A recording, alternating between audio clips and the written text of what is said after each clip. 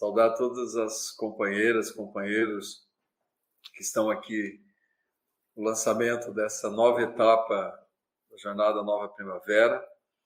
Dizer da importância de nós estarmos não só fortalecendo a nossa política de formação, de mobilização, mas também nós estamos construindo um processo de reflexão num momento tão importante da nossa história.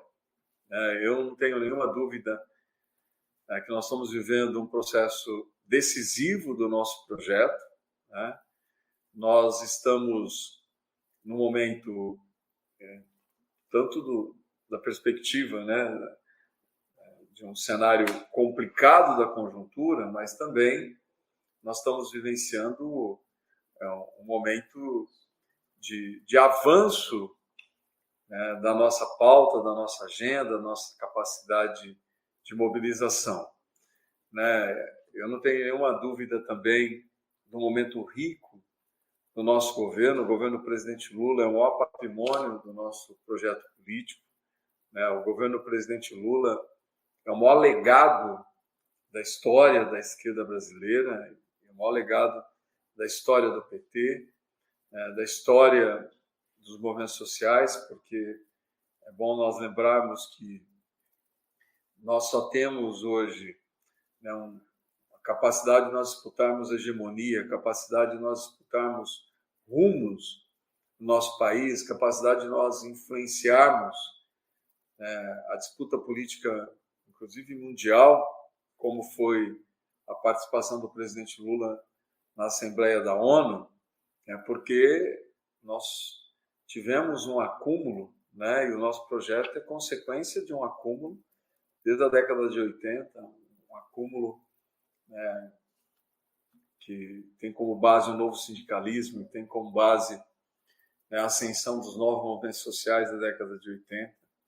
E nós conseguimos, ao longo desse processo, conseguir acumular e sistematizar um projeto de país, sistematizar um projeto que fortaleça o diálogo Sul-Sul, que dispute os rumos da geografia política mundial. E se a conjuntura mundial está complexa, como eu disse agora há pouco, e é verdade que ela está, nós estamos, quando diz a caracterização histórica, nós também não podemos ter o receio dessa caracterização.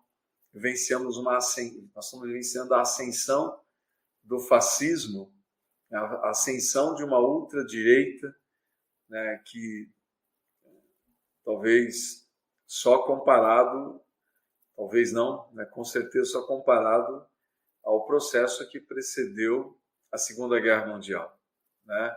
E se nós formos fazer um paralelo histórico, as condições objetivas também são muito semelhantes. Nós vimos na primeira metade do século XX, com a longa crise do capitalismo de 29, o empobrecimento do mundo, a ascensão da xenofobia, que, infelizmente, criou as condições para que o fascismo, que era um fenômeno político da Itália, avançasse na Europa, e pós-Primeira Guerra Mundial tivesse um impulso que desembocou no nazismo, e no Holocausto, em toda a tragédia humanitária que se desenhou na Segunda Guerra Mundial.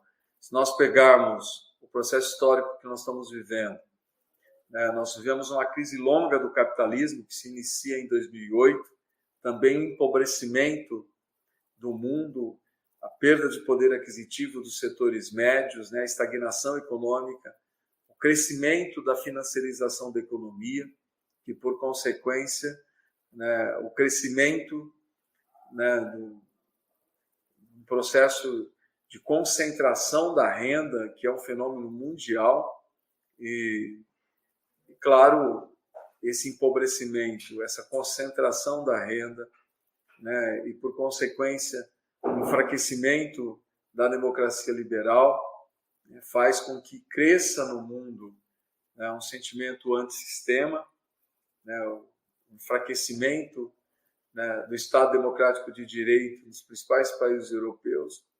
E, claro, nós estamos vendo, em consequência disso, o crescimento da ultradireita e a caracterização de uma ultradireita fascista. Então, é um processo histórico difícil, complicado, que nós teremos que enfrentar, que as nossas gerações terão que enfrentar. Mas no Brasil, por mais que essa ultradireita, desde junho de 2013, que ela vem se organizando, ela vem se tornando, ela começa a constituir uma base social com capacidade de mobilização. É só nós voltarmos a junho de 2013, aquilo que nasce com a manifestação do movimento popular de luta pelo passe livre, por nós não termos entendido aquele processo que também vinha da Primavera Árabe, do Occupy Wall Street, dos indignados, enfim, era também um fenômeno internacional. Nós não soubemos interpretar, não tivemos condições para fazer a disputa política daquelas manifestações, e ela se tornou uma manifestação de direita, onde nós tivemos pela primeira vez movimentos sociais de direita de massa, como Vem para a Rua, e o MBL, e esse movimento se torna a base social de sustentação do golpe contra a presidenta Dilma em 2016 e, por consequência, que dá sustentação e desemboca esse antissistema na eleição do Bolsonaro em 2018. Portanto, essa direita que mobiliza não é um fenômeno de agora, ela é consequência de um processo histórico da última década. E mesmo assim nós conseguimos trazer de volta, eleger o presidente Lula em 22, depois de todo o processo da Lava Jato, derrotando a farsa da Lava Jato. Retomamos a ofensiva política no Brasil, retomamos a ofensiva de disputa do nosso projeto, e claro, nesse cenário complexo, que nós temos que entender que ele é complexo, não é um cenário simples, a volta do presidente Lula faz com que a gente retome o debate, retome a disputa de projeto, e no último período nós estamos vendo a capacidade de nós criarmos uma agenda de disputa de rumos, uma agenda de mobilizações. O governo do presidente Lula reorganiza as políticas públicas, reorganiza a economia, enfrenta um rombo de mais de 370 bi gerado pelo Bolsonaro, na maior operação de compra de votos da história brasileira. O governo do presidente Lula, nessa reorganização da economia, faz com que o Brasil seja um dos poucos países do mundo que tem um crescimento econômico sustentável. Reorganizando as políticas públicas, cria condições para que a gente lance o pé de meia, para que a gente lance a Nova Indústria Brasil, um projeto de reestruturação da indústria brasileira, que o governo já investiu mais de 400 bilhões de reais, cria as condições para que a gente faça do Bolsa Família novamente um programa de porta de entrada e porta de saída. Mais de 1.200.000 famílias saíram do programa no período, uma economia que cresce. Nós estamos vencendo hoje a menor taxa de desemprego da nossa história recente. Então, claro que nós temos entregas, a retomada do PAC, do Minha Casa Minha Vida, a reestruturação do SUS com os mais especialistas, enfrentando as filas de exames e cirurgias eletivas. Agora, nós conseguimos, com essa ofensiva política, eu penso que ter uma iniciativa que ela é fundamental, porque, além de todas as entregas do governo do presidente Lula, nós estamos conseguindo pautar o Brasil que nós queremos. Qual o projeto de Brasil que nós queremos ao nós pautarmos a reforma da renda? Ou seja, o que nós aprovamos ontem na Câmara dos Deputados não é pouco, porque quando nós falamos de um projeto que isenta quem ganha até R$5.000 de imposto de renda e diminui a carga tributária para quem ganha até R$7.300, nós estamos falando do início de um debate muito importante. Porque, do outro lado, quem ganha acima de 50 mil reais vai pagar a compensação da desoneração de quem ganha até 5 mil e da diminuição da carga tributária para quem ganha até 7 mil. Portanto, nós começamos a dividir o peso da carga tributária, né, e desonerar os trabalhadores, mas, efetivamente, nós abrimos também o debate da tributação, que nós estamos caracterizando como os BBBs, a tributação dos bancos, das bets, né, e dos bilionários. Né? É um debate que ele tem que ser feito e nós temos que alimentar esse debate, porque é um debate de qual Brasil que nós queremos construir. Né? Não é só o trabalhador pagar menos, o que é justo, caracteriza, né, um Brasil mais justo. É nós também começarmos a debater no país quem não paga impostos. Um país que tem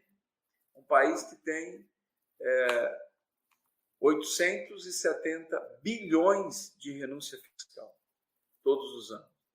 Um país que tem desonerações que não têm o menor sentido, setores da economia serem desonerados, como, por exemplo, o PERSE, que é uma desoneração que se criou durante a pandemia do setor de eventos, que, inclusive, engloba empresas que não se caracterizam como empresas de eventos, mas empresas,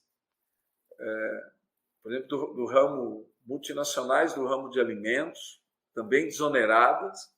Enfim, a gente começa a escancarar o debate no Brasil de quem é que não paga impostos e de quem é que está pagando para que esses setores deixem de contribuir. Portanto, quando a gente faz o debate da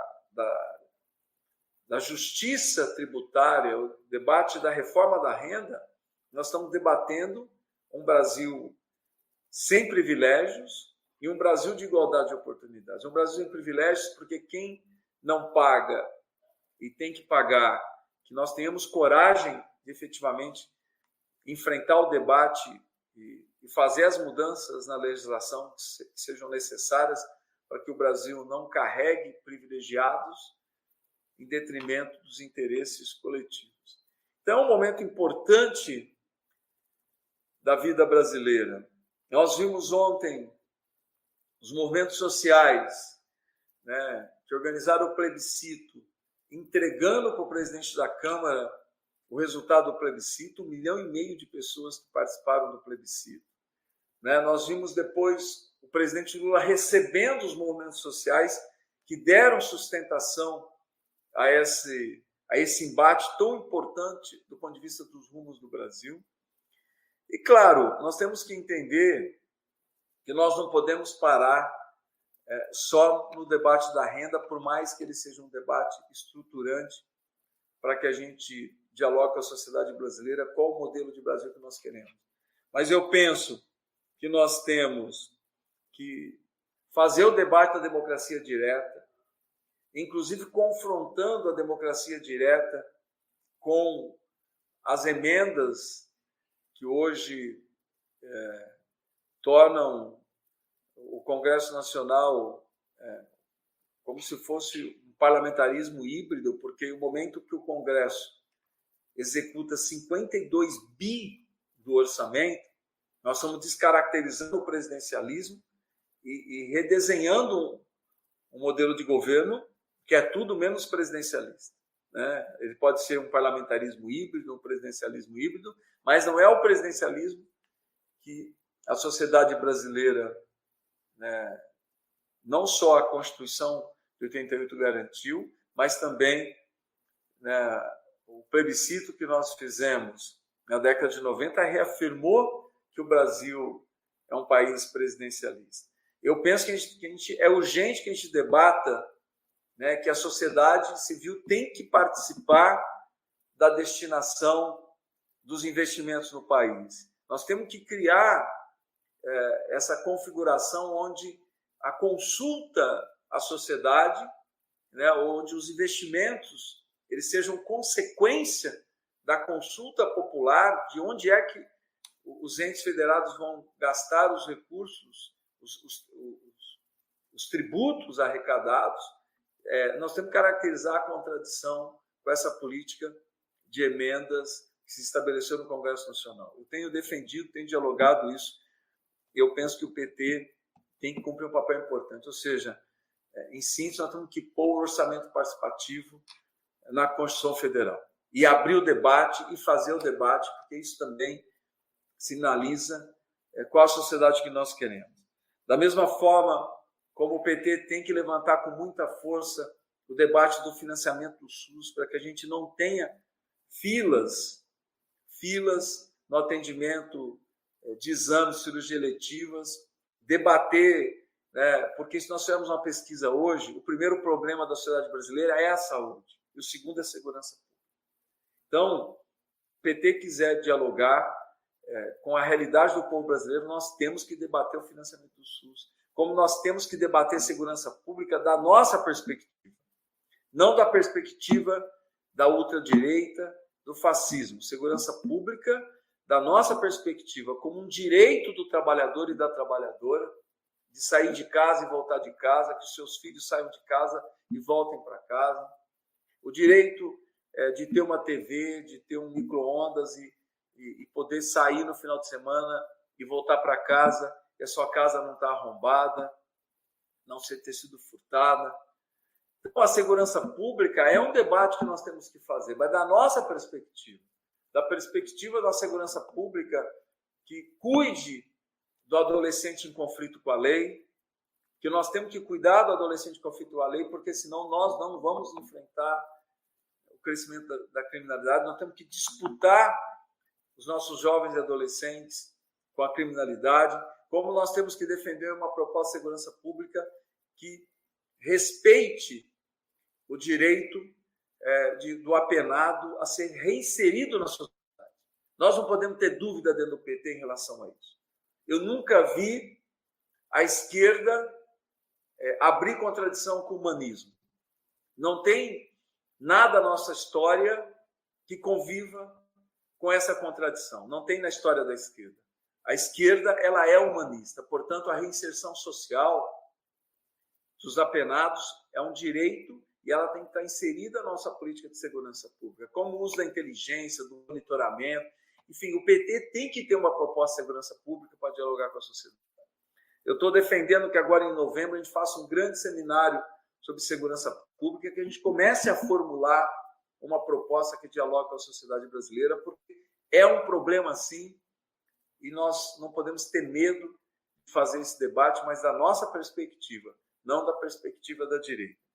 Para encerrar a minha fala, eu quero dizer também da importância da primeira infância. O Partido dos Trabalhadores tem que levantar a bandeira da primeira infância, que é o direito à creche, que a mãe trabalhadora tem que ter o direito à creche. Boa parte das mães trabalhadoras no Brasil hoje, boa parte das mães trabalhadoras, elas ganham R$2.000, R$2.500 e uma parte importante do seu salário é pago para uma vizinha cuidar da criança, para um adolescente cuidar da criança, para um familiar cuidar da criança. Nós temos que universalizar o direito à primeira infância. O Partido dos Trabalhadores tem que voltar a dialogar com a mãe trabalhadora naquilo que é a vida real da mãe trabalhadora. Como eu penso que a economia solidária tem que ser uma política pública central, tem que ser uma proposta central no desenho de sociedade que nós queremos.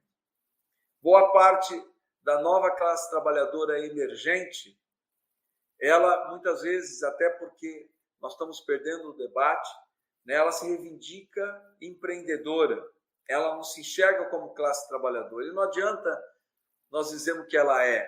Nós temos que ter presença na vida dessa nova classe trabalhadora, propor a organização dela em cooperativas. O cooperativismo, a economia solidária, tem que ser uma proposta estruturante defendida pelo PT para que a gente enfrente os desafios dessa nova classe trabalhadora. E, por fim, cada vez mais nós temos que levantar o debate do fim da jornada 6x1.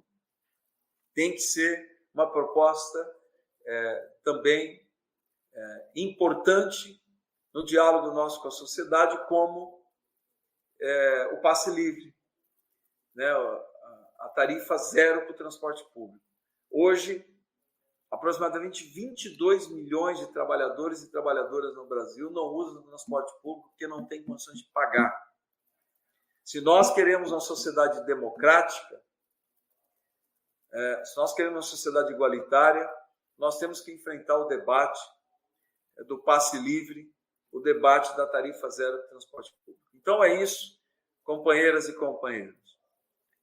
É importante que um partido que enxergue esses desafios seja um partido, primeiro, que tenha condições de debater esses desafios com a sociedade nesse momento histórico que nós estamos vivendo. Um partido que tem noção desse desafio a ser enfrentado tem que ser um partido que se mobilize, que tenha presença junto à sociedade brasileira. Por isso que eu tenho defendido com tanta ênfase a volta da nucleação. O Partido dos Trabalhadores tem que voltar a priorizar a nucleação, da gente entender de que forma que essa organização de núcleos se dá nesse momento da nossa história, núcleos para o local de moradia, núcleos para o local de trabalho, núcleos temáticos, enfim. Mas nós temos, e a nossa secretária de nucleação, nós voltamos com a Secretaria de Nucleação, a companheira Claudinha, tem se debruçado sobre isso. Nós já fizemos um primeiro diálogo nacional sobre nucleação com todos os estados, mas formação política e nucleação tem que andar de mãos dadas, para que a gente não só organize o nosso partido na base, mas que a gente também dê condições para a nossa militância enfrentar o debate no cotidiano, dialogar no cotidiano, para que a gente crie um ambiente de mobilização de lideranças que sejam sujeitos desse processo histórico.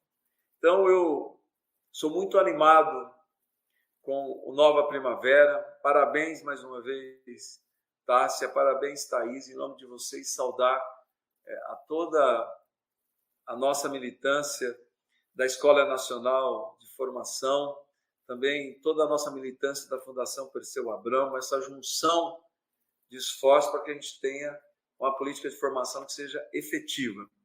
Naquilo que depender de mim, contem com o meu apoio, contem com a minha dedicação, porque eu penso que o PT só será um partido forte, com condições de enfrentar os desafios que estão colocados, para que a gente, em 26, derrote a direita e o fascismo no Brasil, sinalize para o mundo, como o presidente Lula sinalizou na ONU, que é possível, sim, nós construirmos uma nova geografia política onde a democracia vença o fascismo.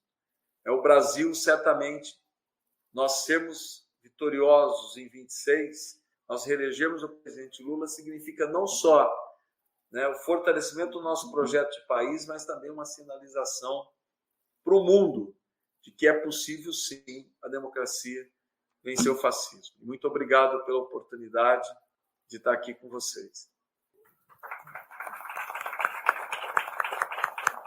Muito obrigada, presidente, pela participação, pela contribuição aqui no debate.